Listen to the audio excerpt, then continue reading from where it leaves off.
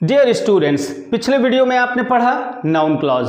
ये noun clause क्या होती है और इसका प्रयोग हम किसी कॉम्प्लेक्स सेंटेंस में किस प्रकार से करते हैं, आप लोगों ने इस बात को अच्छे तरीके से समझा। अब आज मैं आपके लिए लेकर के आया हूं कुछ सेंटेंसेस जिनकी हम सिंथेसिस करेंगे। मीन्स दो या दो से अधिक सिंपल सेंटेंसेस को जोड़कर हम एक कॉम्प्लेक्स सेंटेंस बनाएंगे और जो सबऑर्डिनेट क्लॉज हम बनाएंगे उस सबऑर्डिनेट क्लॉज को हम नाउन के रूप में रखेंगे, अर्थात उस क्लॉज को हम 5 प्रकार से रखेंगे और एक कॉम्प्लेक्स सेंटेंस बनाएंगे। आपने जाना कि नाउन क्लॉज किस प्रकार की एक क्लॉज होती है, अर्थात एक सबऑर्डिनेटिंग कंजंक्शन से शुरू होने वाली एक ऐसी क्लॉज जिसको हम प्रिंसिपल क्लॉज की वर्ब के सब्जेक्ट के रूप में रखते हैं, ऑब्जेक्ट के रूप में रखते हैं, कॉम्प्लीमेंट के रूप में रखते हैं, केस इन अपोजिशन के रूप में रखते हैं या किसी प्रीपोजिशन के ऑब्जेक्ट के रूप में रखते हैं। ये सारी चीज़ें आपने पिछले वीडियो में देखी, पढ़ी और समझी। अगर आपने वो पिछला वीडियो नहीं देखा है तो मैं आपको एडवाइस करूंगा कि उस वीडियो को आप ज़रूर देखें। आपको डिस्क्रिप्शन में एक लिंक मिलेगी जिसमें प्लेलिस्ट की सारी प्लेलिस्ट पड़ी हुई हैं। सिंथेसिस वाली प्लेलिस्ट में जाएंगे आप, लेटेस्ट वीडियो को आप देखेंगे तो वहाँ पर सारे के सारे वीडियोज़ क्रम से पड़े हुए हैं। मेरा सबसे पहला वीडियो सबसे नीचे होगा, तो स्क्रॉल करके आपको सबसे नीचे जाना होगा और फिर इसके बाद क्रम से ही आप ऊपर आकर के सारे वीडियोस 1 बाय 1 देख सकते हैं। आज के इस वीडियो में मैं आपको बताने वाला हूं कि किस प्रकार से दो या दो से अधिक सैंपल सेंटेंसेस को जोड़कर एक नया कॉम्प्लेक्स सेंटेंस बना लेते हैं। तो आपकी जानकारी के लिए मैं पहले बतला देता हूं कि ये वो कुछ कंजंक्शंस हैं। उन कंजंक्शंस को याद करना बहुत ही आसान है, वे कंजंक्शंस जिनसे नाउन क्लॉज शुरू होती है। जरा गौर करें, एक कंजंक्शन है यहां पर दैट, तो एक तो दैट हुआ और बाकी जितने भी WH टाइप कंजंक्शंस हैं वो सारे के सारे कंजंक्शंस नाउन क्लॉज का निर्माण करते हैं। तो चलिए शुरू करते हैं। देखिए जरा, यहाँ पर आपके सामने 2 सेंटेंसेस लिखे हुए हैं। Okay, who has stolen my pen, I don't know. मेरा पेन किसने चुराया है, मैं नहीं जानता हूं। तो आप सिंपली हिंदी में जब इसकी सिंथेसिस करेंगे तो आपको बड़ा ही इजी लगेगा और क्या होगा, आई डोंट नो, अर्थात मैं नहीं जानता हूं कि किसने मेरा पेन चुराया। ऑलराइट, तो इस तरीके से आप पहले हिंदी में उसे सिंथेसिस कर लें, अर्थात जोड़ लें, और फिर इसके बाद आपको पता चल जाएगा कि नेचुरल कंजंक्शन कौन सा यूज किया जा रहा है। तो आप देख रहे हैं कि यहाँ पर जब इन दोनों सेंटेंसेस को हम जोड़ते हैं तो वहाँ पर एक कंजंक्शन आ रहा है की। ओके, तो चलिए उसी की सहायता से हम इन दोनों ही वाक्यों को जोड़ते हैं। अब कैसे जोड़ लेते हैं और कौन कौन सी हमें सावधानियां बरतनी चाहिए, जरा इस बात पर आप गौर करिए। देखिए यहाँ पर मैं नहीं जानता हूं, आई don't no, I don't no, मैं नहीं जानता हूं कि किसने। तो कि किसने के लिए आपको लगाना है हु।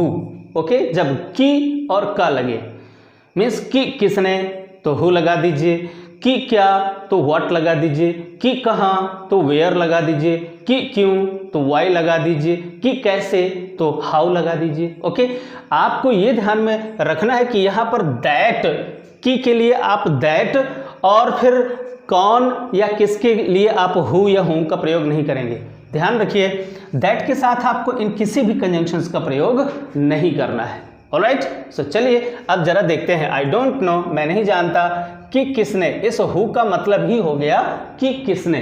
ऑलराइट, ओके, अब एक चीज आपको जो ध्यान में रखनी है वो ये है कि इस हु के तुरंत बाद सब्जेक्ट आना चाहिए। ओके, तो चलिए जरा यहाँ पर इस सेंटेंस को हम देखते हैं। तो इसका सब्जेक्ट कौन है, अच्छे तरीके से देखिएगा।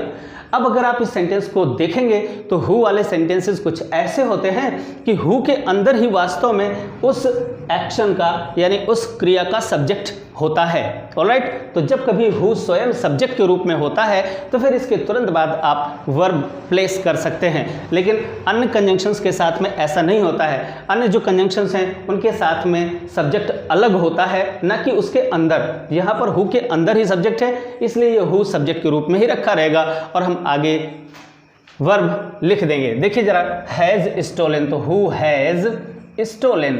अब एक चीज आपको यहां पर और भी देख लेनी है। क्या देखना है कि अगर प्रिंसिपल क्लॉज की वर्ब प्रेजेंट टेंस में है तो फिर तो यहां पर कोई प्रॉब्लम नहीं है, आपकी सबऑर्डिनेट क्लॉज की क्रिया किसी भी टेंस में हो सकती है। बट अगर ये पास्ट टेंस में है तो फिर इसकी क्रिया भी पास्ट टेंस में ही होगी। सपोज अगर यहाँ पर लिखा होता आई डिड नॉट नो, मैं नहीं जानता था, alright, I did not know, मैं नहीं जानता था। और अगर ये पास्ट टेंस हो गया तो अब यहाँ की जो वर्ब है ये हैज़ ऑटोमेटिकली हैड में कन्वर्ट हो जाएगी। तो ये छोटी छोटी बातें आपको ध्यान में रखनी चाहिए। ओके, तो फिलहाल यहाँ पर डज नॉट लिखा हुआ है, हम डज नॉट ही लिखे, आई डू नॉट लिखा हुआ है, सो हम आई डू नॉट ही लिखा रहने देंगे और यहाँ पर हैज़ ही लिखा रहने देंगे। Okay, so I don't know who has stolen my pen. और ये आपका एक सेंटेंस हो गया कॉम्प्लेक्स।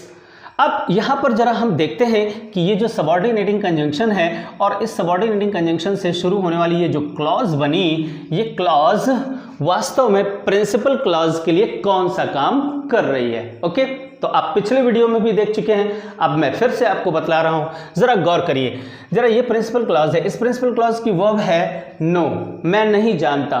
तो अब अगर हम इसी वर्ब से एक प्रश्न करें और वो प्रश्न आप जानते हैं, वो प्रश्न कौन से हैं, किसे या किसको या क्या।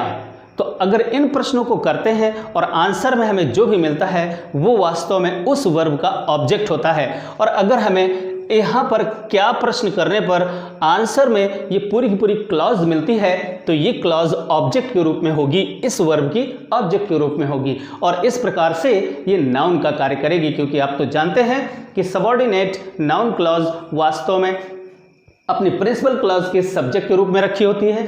यहाँ पर जैसे आई रखा हुआ है, यहाँ पर क्लॉज रखी हो तो, या फिर ऑब्जेक्ट के रूप में। सारे एग्जाम्पल्स मैंने यहाँ पर आपके लिए लिखे हुए हैं, तो मेरे साथ बने रहिए, देखते रहिए। तो आप देखिए जरा यहाँ पर क्या है ये। अब यहाँ पर हम क्वेश्चन करते हैं नो आई डोंट नो, मैं नहीं जानता। तो मैं क्या नहीं जानता, जरा ये बताइए, मैं क्या नहीं जानता। तो आपको ये उत्तर मिलेगा, मैं क्या नहीं जानता, मैं ये वाली बात नहीं जानता। कौन सी बात है, who has stolen my pen, कि किसने मेरा पेन चुराया है, ये वाली बात मैं नहीं जानता। तो जी हाँ, आपको इस वर्ब से अगर आप क्या नामक ये प्रश्न करते हैं तो आपको ये सबऑर्डिनेट क्लॉज, पूरी की पूरी क्लॉज आंसर के रूप में मिलती है, जो कि इस वर्ब के ऑब्जेक्ट के रूप में रखी हुई है। तो ये ऑब्जेक्ट ऑफ ए वर्ब, यानी ये क्या हुआ, ये इस प्रिंसिपल क्लॉज की क्रिया के ऑब्जेक्ट के रूप में रखी हुई है। और ऑब्जेक्ट बनना नाउन का दूसरा काम होता है, पहला काम सब्जेक्ट बनना होता है। तो चलिए आगे वाले एग्जाम्पल्स देखते हैं, उनमें क्या होता है। देखिए, समवन और द अदर, कोई ना कोई विल मैरी यू, तुमसे शादी करेगा। तो कोई ना कोई तुमसे शादी करेगा ही करेगा। ओके, एक सेंटेंस हुआ। He will be a lucky person, और वो बड़ा ही लकी पर्सन होगा। अब इस सेंटेंस को आप ज़रा हिंदी में सिंथेसिस करने का प्रयास करिए, मीन्स जोड़ने का, एक साथ बोलने का प्रयास करिए, तो कुछ आप ऐसा बोल पाएंगे। कैसा, जो कोई भी तुमसे शादी करेगा लकी पर्सन होगा, ऐसा कुछ आप बोल सकते हैं। जी हाँ, और आपको ऐसा ही बोलना है। तो अब जो कोई भी तुमसे शादी करेगा, यहाँ पर इस सेंटेंस को बनाने के लिए हमें जो कोई भी आपको लिखना है, तो हु एवर अगर आप लिख देते हैं तो जो भी या जो कोई भी, तो हु एवर का मतलब होता है। Okay, so whoever marries you, marries you. अब आप कहेंगे सर यहाँ पर तो समन और द अदर विल मैरी लिखा हुआ है, आपने मैरीज क्यों लगाया। मैं आपको इसका भी पॉइंट आपको अभी बता रहा हूँ, ध्यान से सुनते रहिए। So whoever marries you, जो भी तुमसे शादी करेगा, ये वो व्यक्ति, यानी जो भी तुमसे शादी करेगा वो वाला जो व्यक्ति होगा, वो व्यक्ति क्या होगा, विल बी, वो वाला व्यक्ति होगा अ लकी पर्सन। आप देखिए अ लकी पर्सन। ऑलराइट, अब आप देख रहे हैं कि ये जो will be a lucky person, ये आपकी प्रिंसिपल क्लॉज है। अर्थात विल बी होगा, तो कौन होगा भाई, वो होगा लकी पर्सन। कौन होगा, तो आप इस वर्ब के सब्जेक्ट के रूप में देख रहे हैं कि ये सबऑर्डिनेटिंग कंजंक्शन से शुरू होने वाली ये जो क्लॉज है, ये क्लॉज में एक व्यक्ति छुपा हुआ है। देखिए, हु एवर मैरीज यू, जो कोई भी तुमसे शादी करेगा वो वाला व्यक्ति विल बी होगा अ लकी पर्सन। ऑलराइट, तो आप देख रहे हैं यहाँ पर ये जो प्रिंसिपल क्लॉज की वर्ब है, उस वर्ब के सब्जेक्ट के रूप में रखी हुई है। ऑलराइट, तो ये सब्जेक्ट टू ए वर्ब हो गई, अर्थात ये प्रिंसिपल क्लॉज की सब्जेक्ट हो गई, और सब्जेक्ट बनना नाउन का काम है। ऑलराइट, इस बात को आप इस तरीके से समझिए कि नाउन के स्थान पर रखी जाने वाली जो सबऑर्डिनेट क्लॉज है वो नाउन क्लॉज कहलाती है। ऑलराइट, अब तीसरा एग्जांपल देखते हैं।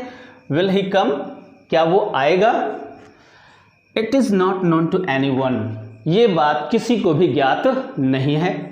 इट इज नॉट नोन, ये ज्ञात नहीं है, टू एनीवन, किसी को भी। अब देखते हैं, अगर कोई सेंटेंस किसी हेल्पिंग वर्ब से शुरू होता है तो हेल्पिंग वर्ब से शुरू होने वाले सेंटेंस को जब हम सबऑर्डिनेट क्लॉज बनाते हैं तो उसके लिए एक कंजंक्शन यूज करते हैं, या तो इफ और या तो वेदर। आप इन दोनों कंजंक्शंस में किसी भी एक कंजंक्शन का यूज कर सकते हैं। रिमेंबर, यहां पर इस इफ का अर्थ यदि नहीं निकलता है, यहां पर इस इफ का अर्थ कि क्या ये ही निकलता है और वेदर का अर्थ भी कि क्या ही निकलता है। तो चलिए जरा देख लेते हैं। It is not known to anyone, यह किसी को ज्ञात नहीं है।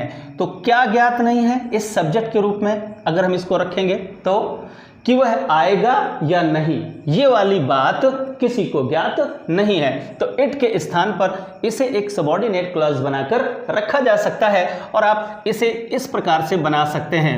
इफ ही विल कम, आपको ध्यान में रखना है कि इफ कंजंक्शन लगाएंगे और कंजंक्शन के बाद ये सब्जेक्ट रखेंगे और सब्जेक्ट के बाद में फिर यहाँ पर विल का प्रयोग करेंगे। Alright, so if he will come is not known. अब आप देखेंगे इस इट के स्थान पर हमने इसे सब्जेक्ट बना दिया है, अर्थात सबऑर्डिनेट क्लॉज को सब्जेक्ट बना दिया है। Is not known to anyone. अब एक बात आपके दिमाग में आ रही होगी, आपके दिमाग में ये बात आ रही होगी कि मैंने यहां पर विल रहने दिया है, सबऑर्डिनेट क्लॉज ये भी है और सबऑर्डिनेट क्लॉज ये भी है। दोनों ही सेपरेट सेंटेंसेस में हमने जिन्हें सबऑर्डिनेट क्लॉज बनाया है वो फ्यूचर टेंस में है। ये फ्यूचर टेंस में बनी हुई है सबऑर्डिनेट क्लॉज, और इस सबऑर्डिनेट क्लॉज को हमने फ्यूचर टेंस में नहीं बनाया बल्कि प्रेजेंट इंडेफिनिट टेंस में बनाया है। आपके दिमाग में ऐसा क्वेश्चन आ रहा होगा। So let me clear it, मैं इसे आपको समझाता हूं। देखिए जरा, इस तरीके से आपको समझना है। यदि प्रिंसिपल क्लॉज की वर्ब फ्यूचर टेंस में है तो फिर सबऑर्डिनेट क्लॉज की क्रिया को भी हम प्रेजेंट इंडेफिनिट टेंस में चेंज कर देते हैं, या प्रेजेंट टेंस में, प्रेजेंट टेंस के किसी भी स्वरूप में उसे चेंज कर देते हैं। हम इसे फ्यूचर टेंस में यूज नहीं करते हैं। बट अगर प्रिंसिपल क्लॉज की वर्ब प्रेजेंट टेंस में है तो फिर सबऑर्डिनेट क्लॉज की वर्ब किसी भी टेंस में हो सकती है। और अगर देखेंगे, और अगर प्रिंसिपल क्लॉज की वर्ब पास्ट टेंस में है, अगर यहां पर इस के स्थान पर वॉज होता तो फिर हम इस विल को वुड कर देते, मीन्स ये पास्ट टेंस में हो जाती। तो इन तीन चीजों को आपको ध्यान में रखना है।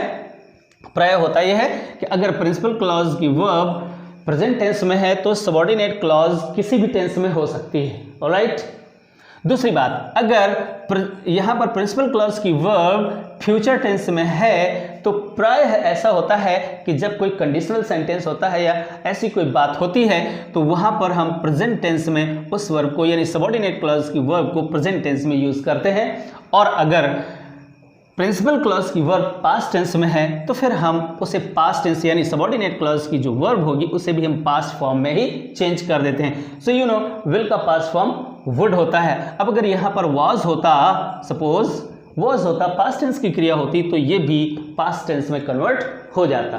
ओके, अच्छा, अब आगे देखते हैं। Mister Verma said something, mister Verma ने कुछ कहा। I don't agree to it, मैं इस बात से सहमत नहीं हूं। ऑलराइट, तो अब देखते हैं यहां पर मैं सहमत नहीं हूं इस बात से, तो किस बात से सहमत नहीं हूं? तो आपको सिंपली आपको यह पता चलेगा जो मिस्टर वर्मा ने कहा, मैं उस बात से सहमत नहीं हूं। तो अब आप देखें इस सेंटेंस को आप इस तरीके से जोड़ सकते हैं, आई डोंट एग्री टू। अब देखिए यहां पर आपको प्रीपोजिशन ऑलरेडी मिला हुआ है। सो माय डियर स्टूडेंट्स, आपको परेशान होने की जरूरत नहीं है। जब कभी भी आप दो या दो से अधिक सिंपल सेंटेंसेस को जोड़कर एक कॉम्प्लेक्स सेंटेंस बना रहे होंगे और नाउन क्लॉज का निर्माण कर रहे होंगे, तो जब प्रीपोजिशन के ऑब्जेक्ट के रूप में कोई आपको नाउन क्लॉज रखनी होगी तो आपको प्रीपोजिशन ऑलरेडी उस सेंटेंस में मिल जाता है 95% केसेस पर।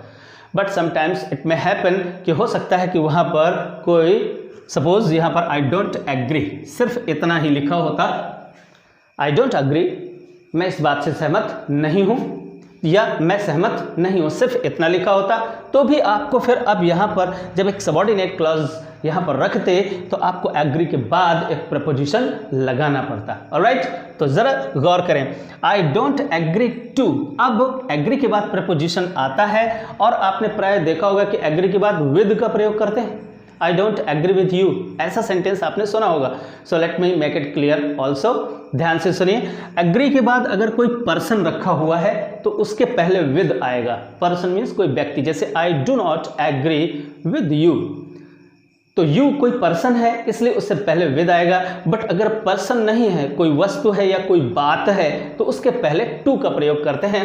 सो ये प्रीपोजिशन का यूज है। सो यहाँ पर देखिए आई डोंट एग्री टू, और ये जो बात है बनने जा रही है, व्हाट मिस्टर वर्मा सेड, अब आपको यहाँ पर से ये समथिंग हटा देना होगा। मिस्टर शर्मा ने कुछ कहा, क्या कहा, तो इस समथिंग के लिए ही तो आपने यहाँ पर व्हाट का प्रयोग किया है। ऑलराइट, इसलिए ये समथिंग यहाँ पर नहीं रहेगा और सेंटेंस बनेगा I don't agree to what mister Sharma said, मैं उस बात से सहमत नहीं हूँ, उस बात से जिस बात को मिस्टर शर्मा ने कहा, या जो बात मिस्टर शर्मा ने कही। तो देखिए यहाँ पर ये जो क्लॉज है ये किसी बात की ओर इशारा कर रही है। ऑलराइट, कोई व्यक्ति या पर्सन नहीं बल्कि बात की ओर इशारा कर रही है, इसलिए इससे पहले टू लगाया। और अगर यहाँ पर कोई व्यक्ति होता तो फिर उससे पहले विद लग जाता। ऑलराइट, सो इस तरीके से आपने देखा कि ये प्रीपोजिशन के ऑब्जेक्ट के रूप में रखी हुई है। सो आप यहाँ पर देख रहे हैं ये सेंटेंस आपने जो बनाया था, ये sentence object of a verb, यानी ये प्रिंसिपल क्लॉज के ऑब्जेक्ट के रूप में रखी हुई है। ये सेंटेंस जब आपने बनाया तो इस सेंटेंस को आपने देखा कि इस प्रिंसिपल क्लॉज की वर्ब के सब्जेक्ट के रूप में रखी हुई है, तो ऑब्जेक्ट टू ए वर्ब हो गया, ये सब्जेक्ट ऑफ ए वर्ब हो गया, सब्जेक्ट ऑफ ए वर्ब ये सेंटेंस हो गया। इस तरीके से यूज कर लेते हैं। इसको देखेंगे तो ये भी इस नामक वर्ब के सब्जेक्ट के रूप में रखी हुई है, तो ये भी सब्जेक्ट ऑफ ए वर्ब हो गया। Okay, subject to a verb भी कह सकते हो आप, ऑफ ए वर्ब भी कह सकते हो, ये सब्जेक्ट टू ए वर्ब भी हो गया।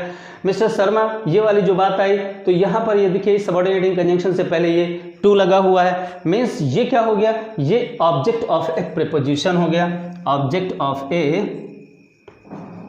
प्रीपोजिशन हो गया। ऑलराइट, या इसी को हम गवर्न्ड बाय प्रीपोजिशन बोलते हैं। अब अगला सेंटेंस देखते हैं जरा, और अगला सेंटेंस है यू मे बी रॉन्ग, आप गलत हो सकते हैं। आई कैन नॉट से, मैं नहीं कह सकता, मैं नहीं कह सकता कि आप गलत हो सकते हैं या नहीं।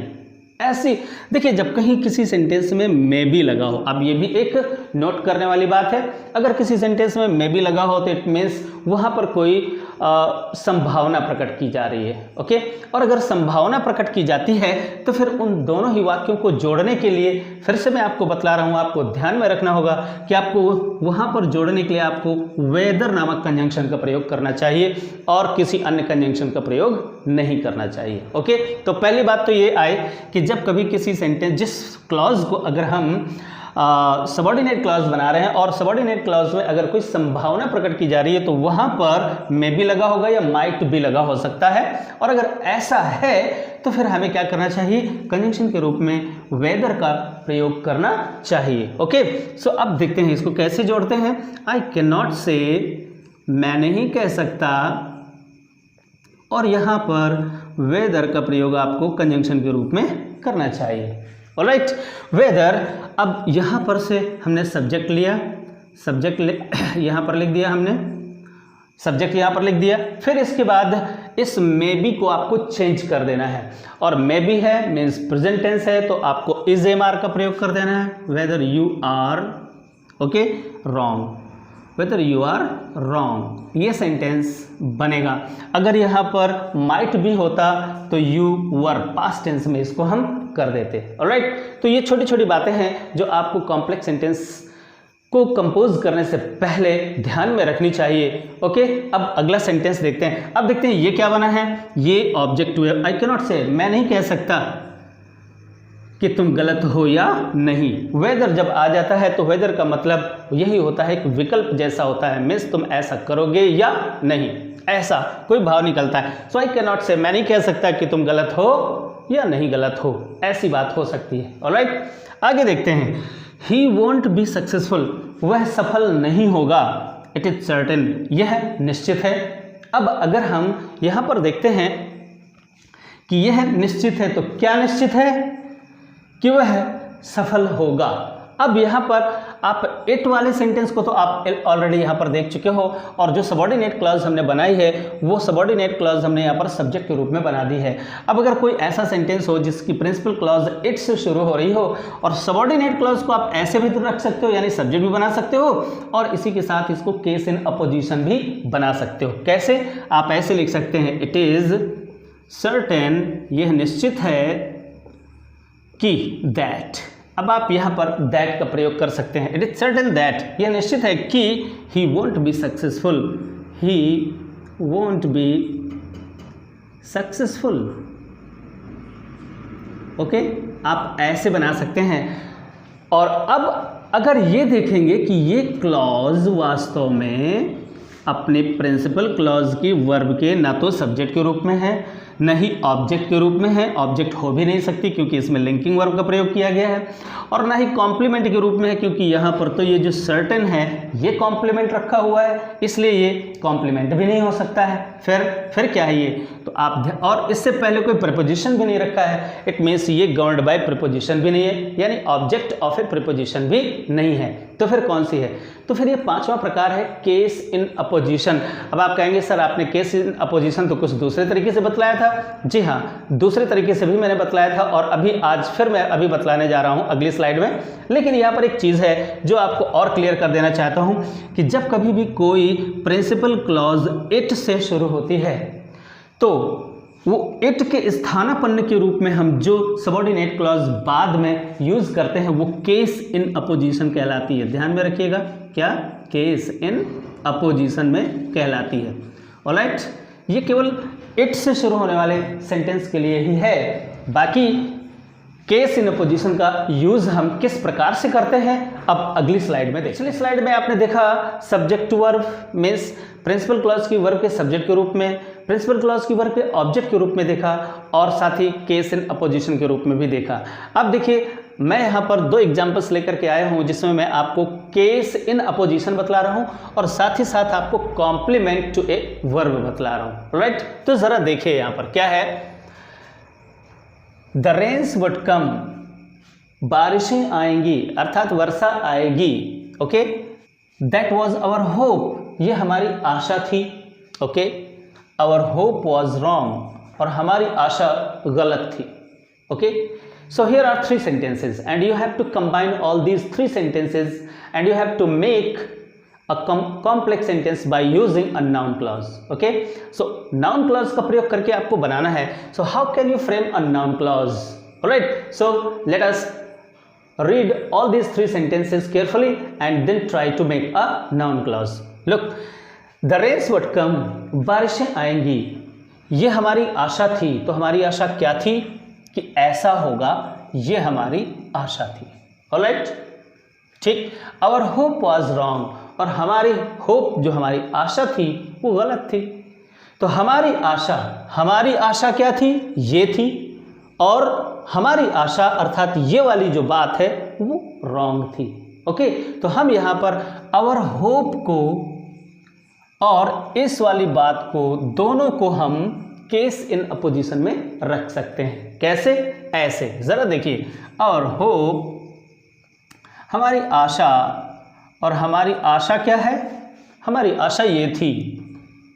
ऑलराइट, कि क्या? अब यहाँ पर ये देखिए कि दैट कंजंक्शन लगाया। ओके, हमारी आशा कि द रेन्स वुड कम, कि बारिश आएगी। That the rains would come, कि वर्षा आएगी, ये हमारी आशा थी। ऑलराइट, तो आप देखेंगे आवर होप और ये दोनों ही बातें एक ही बात की ओर इशारा कर रही हैं। ये क्या थी? ये हमारी होप थी। हमारी होप क्या थी? ये थी, है ना? तो ये दोनों ही जब इस तरीके से हम, और ये वाला जो स्थान होता है इसको हम केस इन अपोजिशन बोलते हैं।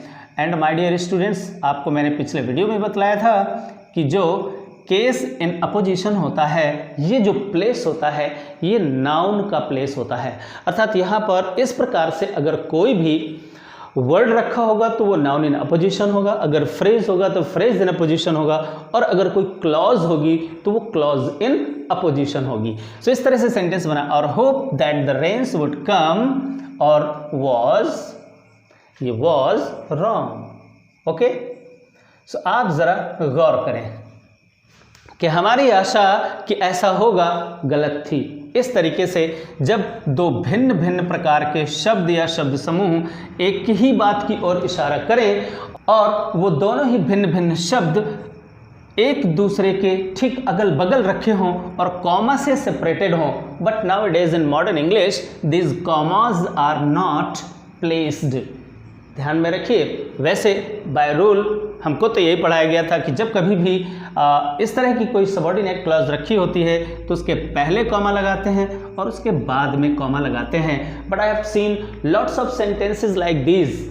इस तरह के मैंने बहुत सारे सेंटेंसेस देखे हैं, पढ़े हैं, और वहाँ पर कॉमा नहीं भी लगा होता है। सो चलिए, तो ये हो गई आपकी subordinate clause in opposition. Alright, तो ये चौथा प्रकार हुआ। अब आते हैं अगले सेंटेंस पर, और अगले सेंटेंस में ये है कि ज़रा गौर करें। एक सेंटेंस से लिखा हुआ है the sun rises in the east, and अगला सेंटेंस है इट इज़ फैक्ट। और इस लास्ट एग्जाम्पल में मैं आपको बतलाने जा रहा हूँ कि किस प्रकार से हम किसी सबऑर्डिनेट क्लॉज को या तो इसे अभी ये दोनों ही इंडिपेंडेंट क्लॉजेज हैं। अब अभी इंडिपेंडेंट क्लॉजेज इन दोनों में से किसी एक को हम डिपेंडेंट क्लॉज बनाएंगे, मीन्स सबऑर्डिनेट क्लॉज बनाएंगे, एक सबऑर्डिनेटिंग कंजंक्शन उसमें रखेंगे, और फिर हम उसे कॉम्प्लीमेंट टू ए वर्ब रखेंगे। यानी हम उस सबऑर्डिनेट क्लॉज को प्रिंसिपल क्लॉज की वर्ब के कॉम्प्लीमेंट के रूप में रखेंगे।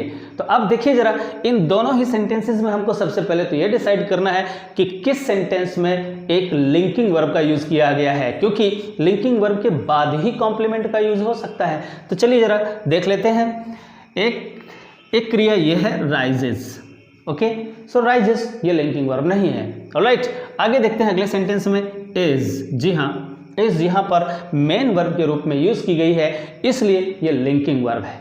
ऑलराइट, सो ये सेंटेंस एक ऐसा है जिसमें लिंकिंग वर्ब है, और इसी सेंटेंस को हम प्रिंसिपल क्लॉज बना सकते हैं। क्यों? क्योंकि इसी में एक लिंकिंग वर्ब है। तो चलिए इसको प्रिंसिपल क्लॉज बना लेते हैं और इसे एक सबऑर्डिनेट क्लॉज बना लेते हैं। लेकिन उससे पहले जरा हम हिंदी में उसको सिंथेसिस कर लेते हैं। क्या है synthesis? This is a fact. यह सत्य है। क्या सत्य है? कि ये ऐसा होता है, ये सत्य है। लेकिन अब हमें ग्रामर कौन सी रखनी है? ग्रामर ये रखनी है कि यहाँ पर इस इज के बाद वाला ये जो प्लेस है, ये प्लेस खाली होना चाहिए। अभी यहाँ पर क्या लिखा हुआ है? फैक्ट। इस नामक वर्ब का कॉम्प्लीमेंट बना हुआ है फैक्ट। तो इसको हमें क्या करना पड़ेगा? इस फैक्ट को यहाँ से हटाना पड़ेगा और इस स्थान पर हमें क्या रखना पड़ेगा? ये सबऑर्डिनेट क्लॉज रखनी पड़ेगी। सो यहाँ पर दिस और फैक्ट ये दोनों एक ही बातें हैं। तो अगर आप चाहें तो ऐसे लिख सकते हैं। क्या? ऐसे लिख सकते हैं द फैक्ट इज सत्य है, और सत्य है। अब ये खाली हो गया सेंटेंस, ये वाला जो प्लेस है अब ये खाली हो गया। अब यहाँ पर आप एक सबऑर्डिनेट क्लॉज रख सकते हैं। ओके, तो उसके लिए लगाइए एक conjunction that. The fact is, सत्य है कि दैट, और इसके बाद इस सेंटेंस को हम वहाँ पर यूज कर सकते हैं। The fact is that the sun rises in the east. The sun rises in the east. Okay, और इस प्रकार से आपने देखा कि ये सबऑर्डिनेट क्लॉज बन गई। इसमें सबऑर्डिनेटिंग कंजंक्शन, एक सब्जेक्ट और एक फिनाइट वर्ब। ऑलराइट, तो इस प्रकार से ये एक सबऑर्डिनेट क्लॉज हो गई और ये आपकी प्रिंसिपल क्लॉज हो गई। और इस प्रिंसिपल क्लॉज की ये जो वर्ब है, इस वर्ब के कॉम्प्लीमेंट के रूप में रखी हुई है। सो माय डियर स्टूडेंट्स, आप लोगों ने देखा इस वीडियो में कि मैंने उन सभी एग्जाम्पल्स को आपके सामने रखा जिसमें मैंने सबऑर्डिनेट क्लॉज को प्रिंसिपल क्लॉज की वर्ब के सब्जेक्ट के रूप में रखा, ऑब्जेक्ट के रूप में रखा, कॉम्प्लीमेंट के रूप में रखा, और साथ ही साथ ऑब्जेक्ट टू ए प्रीपोजिशन के रूप में रखा, और साथ ही एक केस इन अपोजिशन के रूप में रखा।